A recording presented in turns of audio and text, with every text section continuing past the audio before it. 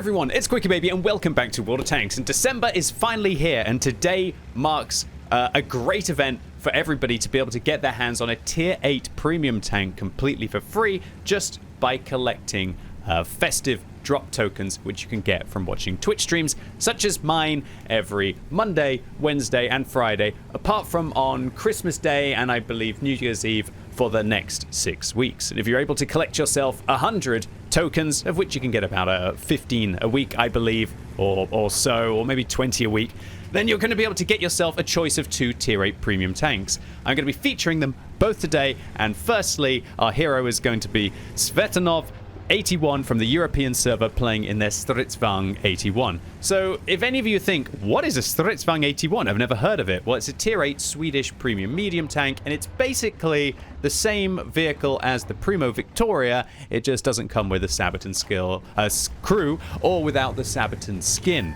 Wargaming have actually recently buffed this tank quite substantially. Previously, the vehicle's damage per minute was 1,840. Now it is nearly 2,100, which gives it some pretty scary damage per minute for a tier 8 medium tank. In addition to this, they've buffed the turret traverse dispersion from 0.16, which was horrible, to 0.12, which is, it's better. It's still not great, but it's not bad at all.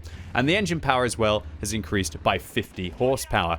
But do you know what? Even though they've buffed this vehicle, nobody seems to be playing it, or at least nobody seems to be uploading really good games on it onto What Record. So the game that you're actually seeing here from Svetanov is from a couple years ago before it was buffed. So please take that into account in the gameplay.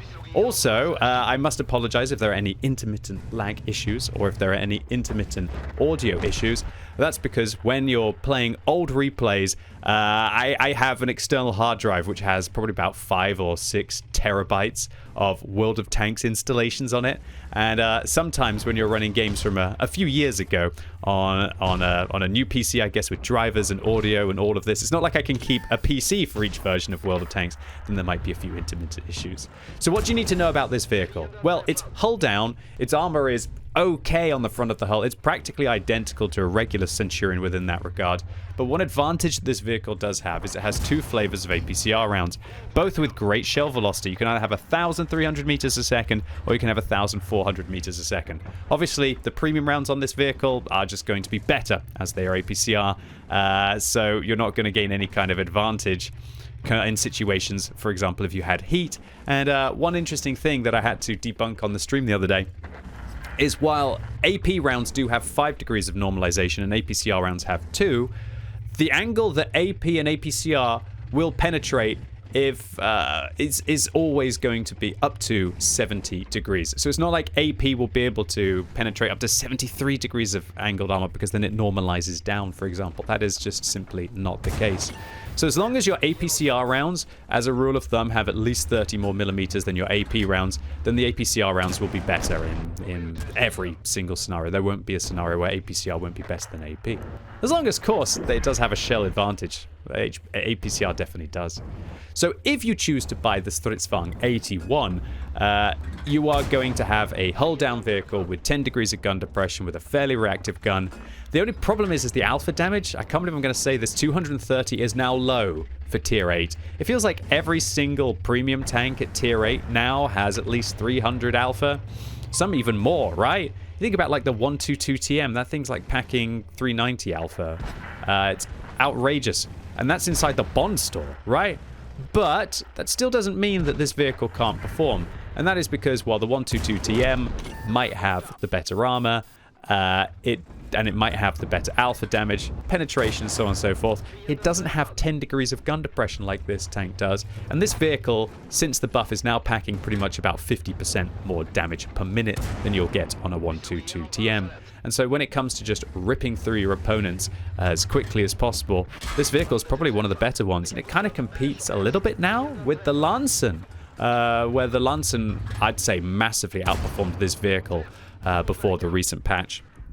It had the alpha damage advantage. Sure, it didn't have the gun depression, but to have the alpha damage and DPM, you know, when I've got alpha damage and I've got a DPM advantage, then you know we're going to be able to do something with it.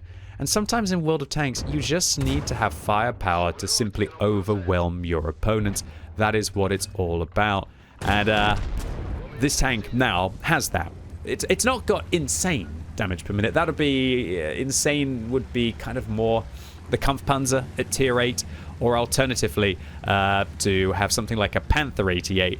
But the Panther 88, it does not nearly have the armor that this thing has. It doesn't have that finesse on a ridgeline. And again, since this thing's been buffed, you know, it's got a variety of cool things at its disposal. One thing that's really nice about this vehicle is that for free-to-play players out there, it does actually have really good view range as well. 400 meters base view range means that if you don't use a premium consumable like Tsvetanov is using here, then you're still going to have what you need to be able to engage your opponents. And do you think, by the way, do you think that Tsvetanov has decided to buy the Stridsvagn 81 because it looks like they were born in 81 as well? Maybe that's why they vibe with this tank. So any of you ladies or gents out there who are, I guess, now approaching like 44 years old, this is your opportunity. Or you will be 44 years old unless you are born in the last month of this year, right? Then this is your opportunity to get a vehicle that has the same number as your namesake, at least for a year, right? Yeah, maybe. I was born in 87. Are there any vehicles that have 87 in the name? I don't think so yet. I just realized your year of birth doesn't change even if you get older. It's not like it's 44, you dipstick. Oh gosh, that might be one of the most stupid things I've ever said on YouTube. At least I realized it. At least I realized it, boys and girls. We got there. Oh gosh. Anyway, let's move on and try and focus on what is at hand right now. And that is that Tsvetanov is now going after the Scorpion G. He's going to ram them a little bit, get a couple more shells in, and start firing some HE shells to really pump it up. But actually, they didn't manage to pen that first shell. That's because this has only got 42 millimeters of pen, so you don't want to aim at angled armor. You want to hit the flat turret there. And oh man, Tsvetanov here actually doing very badly with these HE rounds. They would have done better with all 3 shells if they were firing HE. Oh my goodness gracious, was this an overestimate? Luckily, the final shell goes in, but nearly made a mountain out of a molehill there, Tsvetanov. But luckily, they played so well all the way through the game, they could throw away literally all of their hit points against the Scorpion G and still be in it to win it. So luckily as well, the armor on this vehicle, which doesn't usually work out, actually holds up twice against the Super Hellcat. And in a nice matchup like this, especially when you're in a hold down position, you will be okay, right? You will be okay. Super Hellcat trying to rain down death upon this Swedish Centurion. But unfortunately for the Super Hellcat, it doesn't work out. And all that's left to do is to play Kissy Chase with the FV304. So just before I introduce the other vehicle that you will have the choice of being able to pick up, I'd also like to highlight that there are some other pretty cool things. So if you're somebody who doesn't want tier 8 premiums, there are 2 tier 7 premiums up for grabs. The Panther M10, which I think is overpowered because it has preferential matchmaking and never has to meet tier 9 opponents. You could get the Eagle 7, which is an all-round kind of like Pershing down a tier. Not the best, but it's all right. You can also get the really cool skin for the mouse, the one that makes it look like it's this land kind of cruiser battleship thing. And you can also get a 3D style for the VZ55. So if you're someone who doesn't care about tier 8 premiums, or you don't care about the 2 tier 8 premiums in question, or the 2 tier 7 premiums that you have on offer, there are some really cool 3D styles for you to be able to grab. And I think if you were really, really keen, you could probably even get yourself a tier 7 premium tank and one of the 3D styles as well. So if you're a tank collector, good time to be able to get your hands on some cool vehicles. So this was a smashing game for Tsvetanov. We had 6,700 combined and 6 kills. This was as good of an ace tanker as anyone's pretty much been uploading in this vehicle. The other vehicle that you're going to be able to get your hands on if you collect 100 tokens over the next 6 weeks from watching Twitch streams such as mine is the Object 274A. This vehicle is a wonderful all-round kind of brawling medium tank. It isn't played that much. It's not because it's not good. This vehicle was so good that they didn't really buff it in the recent patch. It's always been just this solid pick, and I think it's always been, for me at least, one of the most underrated premium tanks at tier 8. I guess the problem these days is it's not the same as when it was first introduced kind of like 4 or 5 years ago.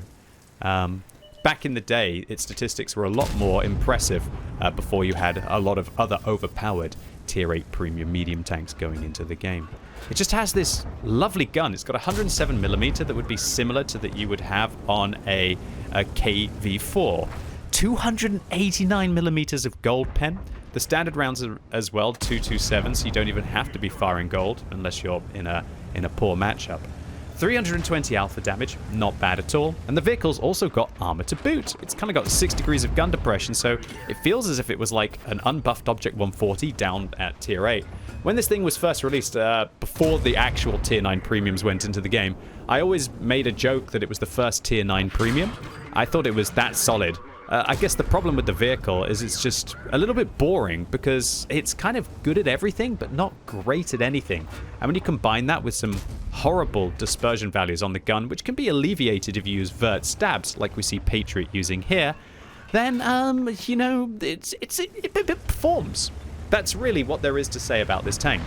Now, is it worth picking up inside the token store? I think so.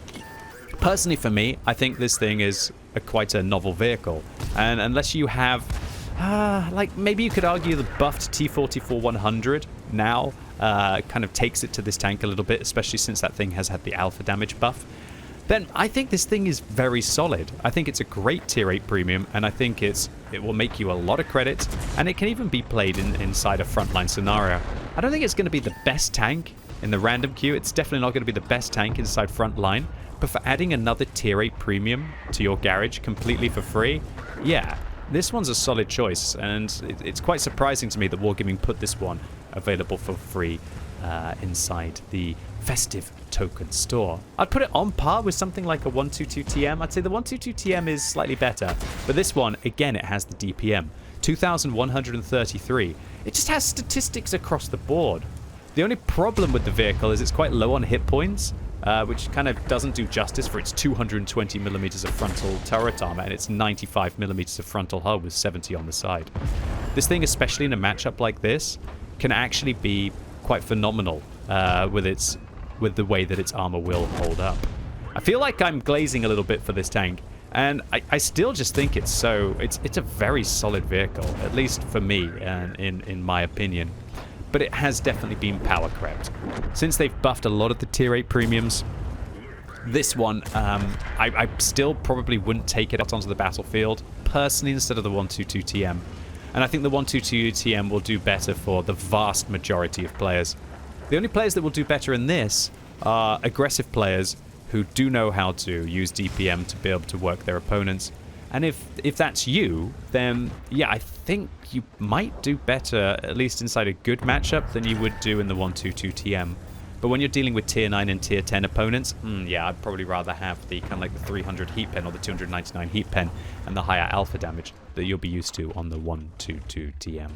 And considering that one's available inside the Bond store, you know, easy to be able to get your hands on it. Probably easier than having to put up watching my stream every Monday, Wednesday, and Friday for your Christmas period, right? I don't know. Maybe I'll have a few good games and show off undoubtedly a few of the premium tanks that will be coming inside the loot boxes. And uh-oh, is that lag? Or is that a crash? Just a little bit of lag from the old external hard drive. Keep up. Keep up. Gosh darn it, down there. You know, you think you can slack? No, you've got some World of Tanks, awesome, epic games to be able to show off. 3 kills now for Patriot 704. And interestingly, like, the previous player had 81 in their name for playing the Stritzfang 81. And now we've got Patriot 704, which is, I guess, similar to the Object 704, right? People naming themselves after tanks. It definitely was. It definitely wasn't the previous gentleman being born in 81, right? No, it was everything to do with the fact that they decided to rename their account after the glory that is the Stritzfang 81. All right, man, look at Patriot go here. They find themselves in a 2 versus 6 scenario. They've crippled the Leopard, and can I take a moment to appreciate I miss Assault so much. I miss Ghost Town Assault so much. Such a great map. A way better version than the current Ghost Town that we have. All of this so that Wargaming could, like, blow up the center and just create a little bit more rubble. Boo, in my opinion. But I digress. I still can't get over it. I don't think I ever will get over it. I still have to try and acknowledge it in my mind. And hopefully Patriot is going to show us an incredible end to the Assault game mode on Ghost Town. with 4 minutes left on the battle, they either have to cap or deal with the remaining 5 tanks. Is their plan to be able to go after the artillery here? Or is it to get back to try and provide maybe a little bit of vision for the T-34 2G? This vehicle has 390 meters view range as well, which as long as you're using vents on this tank and a premium consumable, will definitely be enough. But if you decide to drop the vents, as Patriot has done here, you might start to struggle with a little bit of view range on this tank unless you have situational awareness and recon to be able to pump it up. Ooh, FV304 shut down in a single shot. I think that was AP. I didn't see the switch to HE. But you know what? It's a 50-50 to remove that tier 6 self-propelled gun from the game in a single shot. And oh man, this is where good games become great. HE shell reloaded this time for the higher health vehicle, penetrates right through the structure of the GW Panther, and wham bam, that's a Pascucci's, ma'am. And now up to 6,000 damage and 7 kills. Patriot is either going to have to cap out here in the remaining 3 minutes or get themselves a Pools medal. Are they going to blind fire at this Super Hellcat here? They try it. You can definitely see the Patriot 704 is an incredible player. Not only have they just absolutely crushed their way through this game, but they're looking at taking those chancy opportunities without risks. Definitely without risks. They wouldn't have been spotted there by the Super Hellcat because they were outside the 445 meter maximum spotting distance. And that's just the sign of a player trying to min-max and trying to get every opportunity that they can to be able to get themselves back into the game. And when the requirement to win a battle is to destroy 2/3 of the enemy team, you need to do everything at your disposal to try and conquer your adversaries. And how exactly is Patriot 704 going to be handling the remaining 3 vehicles? Well, I guess he's got to be hoping that they're on low health and they all come at him one by one. That's usually the way that all of these situations work, right? Interestingly, Patriot decided to not cap. I personally would have capped here to create a win condition and force my opponents to come to me. But maybe they've decided that they can use like this half a minute of the game before they're forced to cap. Because now it's like a wild goose chase against 3 relatively fast tanks and having to drive up a hill against a Super Hellcat. But maybe that's their plan. Get rid of the Super Hellcat, and there is the M4A376W. Does that mean they can't drive up the slope anymore to get the Super Hellcat? Uh-oh. Maybe Patriot has actually made a bit of a misplay here. They're playing quite defensively, and they're not creating a win condition for themselves at the end of the game. I've really loved this game right up until this moment, and I think applying pressure with the cap to force your opponents to come towards you would have been the correct play here, especially when they can just get up in the hills and create chaos. Interestingly, this M4A3 was kind of looking over to the side, but manages to spot Patriot. A shell kind of like reverse ghosts there. It looked like it missed, but it actually didn't, but it might be just the slow hard drive that I am playing on here. Okay, the Super Hellcat appears, which means that it must have been like the SU, I guess, or maybe the SU wouldn't be on top trying to hunt him. And now, Patriot has their opponents split up. The Super Hellcat, just coming around the corner. Now with 1 minute and 10 seconds left on the game and 3 opponents to be able to frag. That's what we want to see. Good RNG there. If that shell hadn't got in, they wouldn't have freed them up to be able to go after the M4A3 here. Straight towards them, the M4A3 spamming the gold. SU-100 from behind. They get duped so hard there by Patriot. The SU thought they were going forwards. They immediately stop. The SU goes round them. Oh my lord. And now they're playing the loop-de-loop around the donkey right now as the SU-100 just is getting crushed in this scenario. And Patriot, having destroyed the Super Hellcat, having destroyed the M4, now just completely outplays the SU-100, taking down an incredible game. Now, yeah, good luck with you having a game like this. This was like the best game anyone's uploaded in a 274A with regards to experience. 7,400 damage and 10 kills as well to boot. What just an absolute incredible round of World of Tanks. And this is the vehicle that I would personally choose. Even with the Stridsvagn 81 getting buffed, I think this is personally the one that I would pick. I think it's the more exciting tank. I think it's the more flashy tank. But I don't think it's going to be for everyone.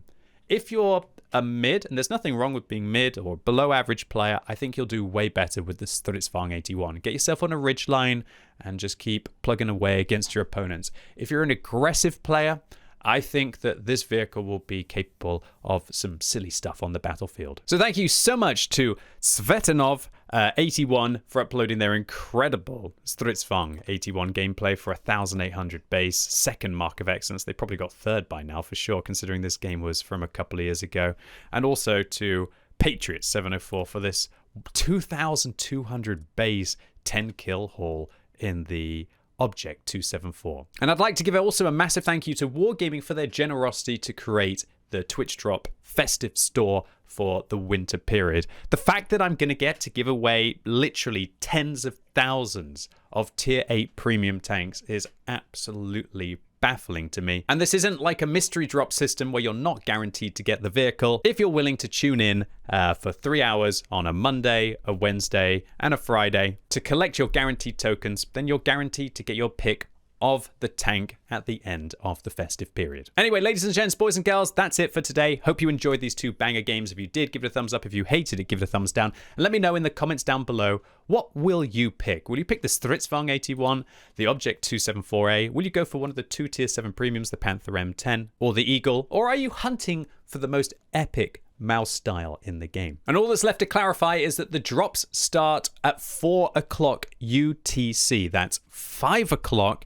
Central European time, pretty much about 11 a.m. East Coast, and I guess that's going to be about 8 in the morning West Coast, and I will stay live for about 7 hours after the drops start to give you more than enough time each day to be able to collect them. So really looking forward to seeing you all live right now today at the start of December to get your first drops. And as always, thank you so much for watching. You've been epic, and hopefully I'll see you soon.